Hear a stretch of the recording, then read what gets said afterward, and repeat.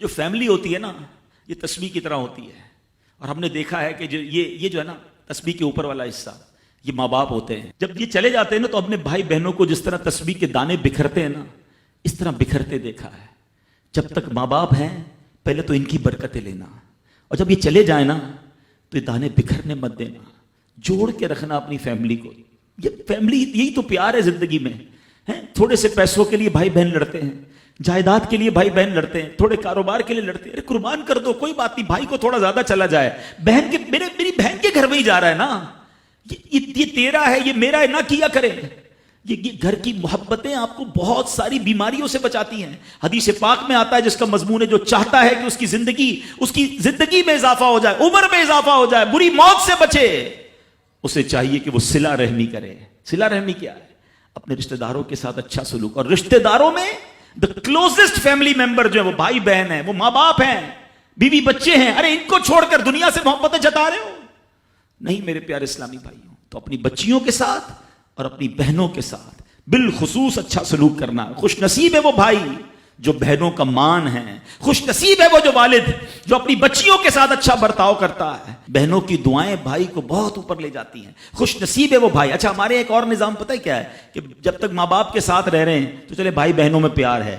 اب بھائی بہنوں میں شادی ہو گئی, سب کی شادیاں ہو گئیں اور ماں باپ چلے گئے, تو اب نارملی لوگ اپنی بہنوں کو اگنور کرتے ہیں. اب یار میں تو اپنی بیوی کو دیکھوں گا, اپنے بچوں کو دیکھوں گا, اپنی کمائی کو دیکھوں گا. نہیں, اب بھائی کا کام ہے کہ وہ والد کا کردار ادا کرے, بہنوں کو یہ احساس دلائے کہ تمہارے ماں باپ چلے گئے ہیں مگر تمہارے بھائی زندہ ہیں, ہر مشکل میں تمہارے بھائی تمہارے ساتھ کھڑے ہوں گے.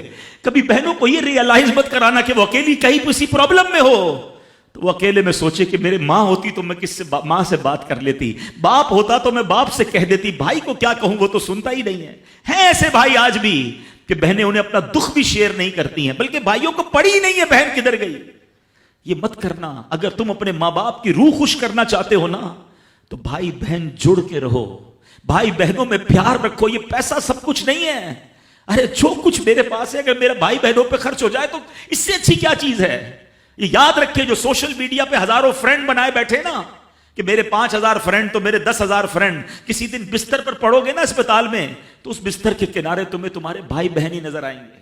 وہ سوشل میڈیا والا تمہارا جو سارے دن چیٹنگ جس کے ساتھ واٹس ایپ پہ لگے ہوئے ہو نا گروپ میں, کوئی نظر نہیں آئے گا. جب تمہارے گھر میں کوئی بچے کا پرابلم ہوگا رات آدھی رات کو اگر تمہارے گھر کوئی آ کے تمہیں دلاسا دے گا تو تمہارے بھائی بہن ہوں گے. بہنوں کو حقیر نہ سمجھنا, یہ ان لوگوں کے لیے بھی درس ہے. اسلام جب نہیں آیا تھا نا تو بہنوں کے حقوق نہیں تھے, ان کو کوئی ورثے میں حق نہیں دیتا تھا, بہنوں کی شادیاں نہیں کرواتے تھے. مگر آج بھی کچھ قبائل سنا ہے ایسے ہیں, آج بھی بدبخت کچھ لوگ ایسے ہیں جو بہنوں کے حق دبا لیتے ہیں. ارے بہنیں تو غم گسار ہوتی ہیں, بہنیں تو بھائیوں کا مان ہوتی ہیں. ارے بہنیں ہوتی ہیں تو گھر میں رونق ہوتی ہے. ارے بہنوں کو عزت دیا کرو, بہنوں کو پیار دیا کرو. اللہ کے حبیب فرماتے ہیں ایسا بھی ہوا کہ کچھ لوگوں کی ماں باپ جلدی چلے گئے, اب بھائی پر بہنوں کا بوجھ ہے. ایک صحابی کے بارے میں آتا ہے ان کی 6 یا 7 بہنیں تھیں اور سبحان اللہ وہ اپنی بہنوں کو انہوں نے پالا, اپنی بہنوں کو باپ بن کر پالا, ان کے بالوں میں کنگھی بھی کرتے تھے. اور جب بہنوں کی شادیاں ہو گئی, بہنیں بڑی ہو گئی, اپنی شادی تاخیر سے کی اور شادی بھی کسی بیوہ سے کی.